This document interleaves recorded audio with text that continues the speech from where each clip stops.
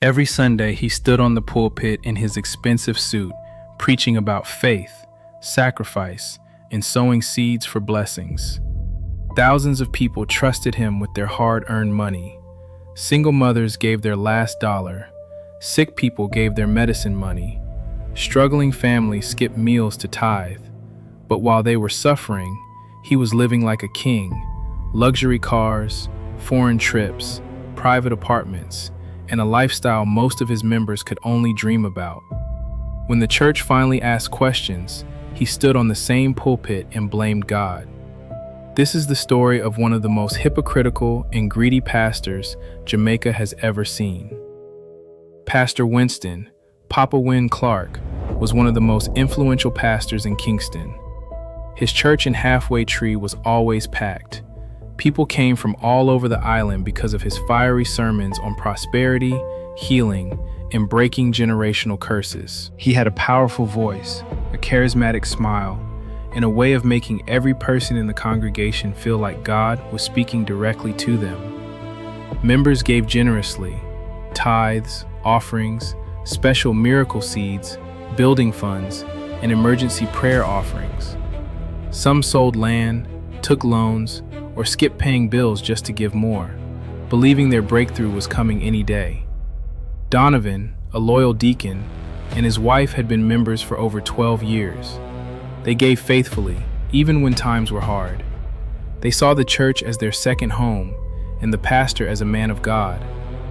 But behind the scenes, Pastor Winston was living a completely different life. He was systematically stealing from the church accounts for years. Over $47 million disappeared.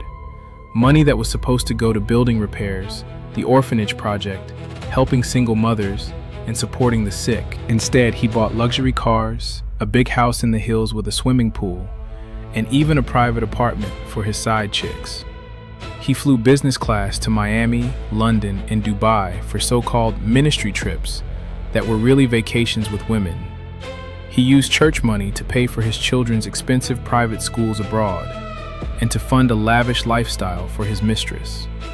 When members asked why the church building was still leaking or why the orphanage project never started, he would shout from the pulpit, "You have little faith. God is testing you. Keep sowing and shut your mouth." He even created fake charity projects and fake receipts to move money out of the church accounts without raising suspicion. The betrayal ran deep. People who were barely making ends meet were giving their last dollar, while the pastor was living like a king and laughing behind their backs. Donovan started noticing things didn't add up. The church's finances were getting worse, even though offerings were increasing every month. He quietly began asking questions and looking at the books. When he confronted the pastor privately, Winston got defensive and accused him of lacking faith and being used by the devil. Donovan decided to dig deeper. He gathered bank statements, receipts, witness statements from other concerned members, and even secret recordings of the pastor bragging about his lifestyle. What he found was shocking. Over $47 million had been diverted over 4 years. When Donovan presented the evidence to the church board, the pastor tried to turn the entire congregation against him, calling him a Judas, a troublemaker, and someone who was attacking God's anointed. But the evidence was too strong. The scandal exploded. Members started demanding answers. Some left the church in tears, feeling betrayed by the man they had trusted with their souls and their money. The ones who stayed were divided. Some defended the pastor, others felt sick to their stomachs. Donovan didn't stop there. He took the evidence to the police and the media.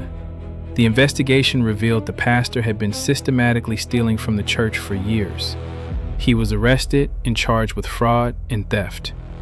In court, he tried to play the victim, saying he was led by the Spirit and that the money was for God's work. The judge wasn't convinced. The church was left in ruins. Many members lost faith. Donovan and a small group of remaining members started a new, smaller fellowship with strict financial transparency and accountability. The pastor's reputation is destroyed. He lost his pulpit, his luxury lifestyle, and the respect of the community he once controlled. Some say he's still trying to start a new church somewhere else, but the damage is done.